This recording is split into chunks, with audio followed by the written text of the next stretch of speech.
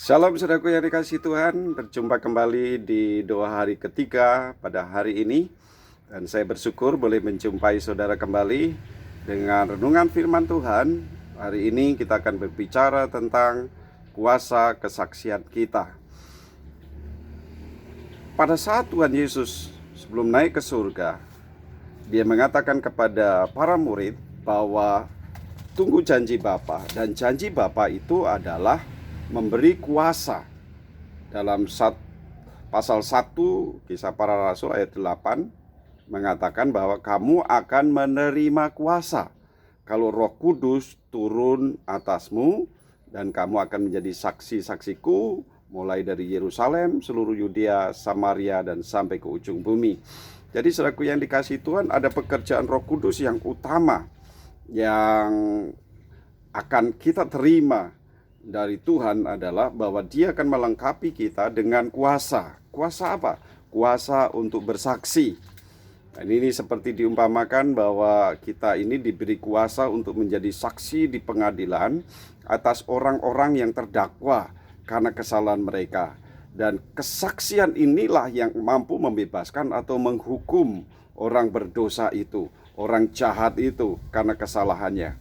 Dan kalau kuasa itu diberikan kepada kita untuk bersaksi, maka kuasa itu berarti adalah membebaskan orang berdosa dari ancaman hukuman kekal di lautan api yang bernyala-nyala, membebaskan mereka sehingga mereka diselamatkan di dalam Kristus dan hidup di dalam langit dan bumi yang baru yang sudah disediakan Allah, diam bersama-sama dengan Allah dan orang-orang kudusnya. Jadi saudaraku yang dikasihi Tuhan, pekerjaan Roh Kudus memberi kuasa untuk kita bersaksi itulah yang utama yang Tuhan janjikan kepada kita. Dan itulah yang dinyatakan Tuhan pada peristiwa Pentakosta dalam Kisah Para Rasul pasal yang kedua. Kalau kita sejenak membaca di dalam Injil Yohanes pasal yang ke-16, ayat yang ke-7, 8, dan selanjutnya dikatakan begini. Namun benar yang kukatakan ini kepadamu adalah lebih berguna bagi kamu jika aku pergi. Sebab jikalau aku tidak pergi, penghibur itu tidak akan datang kepadamu. Tetapi jikalau aku pergi, aku akan mengutus dia kepadamu. Dan kalau ia datang, ia akan menginsafkan dunia akan dosa, kebenaran, dan penghakiman. Akan dosa, karena mereka tetap tidak percaya kepadaku. Akan kebenaran, karena aku pergi kepada Bapa, dan kamu tidak melihat aku lagi. Akan penghakiman, karena penguasa dunia ini akan dihakimi. Jadi saudaraku yang dikasihi Tuhan, ada pekerjaan Roh Kudus yang selaras dengan janji Tuhan dalam Kisah Para Rasul pertama ayat 8 tadi, yakni bahwa ia akan datang menginsafkan dunia akan dosa, kebenaran, dan penghakiman. Ada masalah besar dalam hidup manusia bahwa kalau mereka tidak bertobat, mereka hidup dalam dosa, maka akan dihukum, dan hukuman itu bersifat kekal.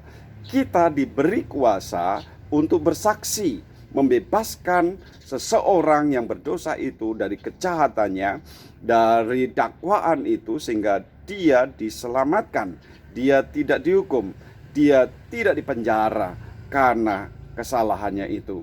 Saudaraku yang dikasihi Tuhan, sebagai kuasa saksi, maka kita diberi hak untuk mendatangkan kasih karunia Allah kepada mereka. Dan karena itu saudaraku yang dikasihi Tuhan, kita semua adalah saksi-saksi Tuhan, karena Roh Kudus diam di dalam diri kita.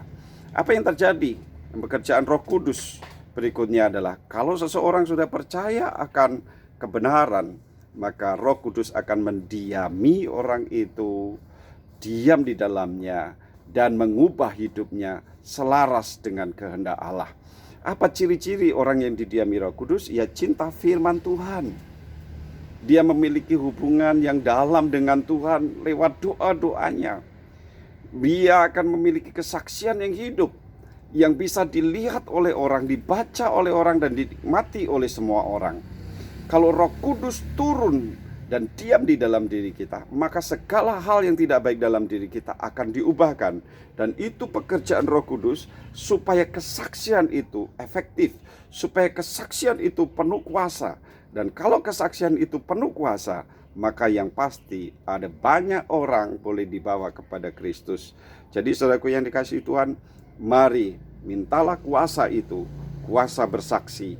Dan Tuhan mengatakan, kalau engkau bersaksi, maka aku akan menyertaimu sampai akhir zaman. Sekalipun kau minum racun atau dalam bahaya, Tuhan sanggup memberikan pertolongan kepada kita. Biarlah kuasa kesaksian kita menjadi lebih luas lagi dan menjadi kemuliaan bagi Tuhan, menyelamatkan banyak orang datang kepada Kristus. Kita berdoa.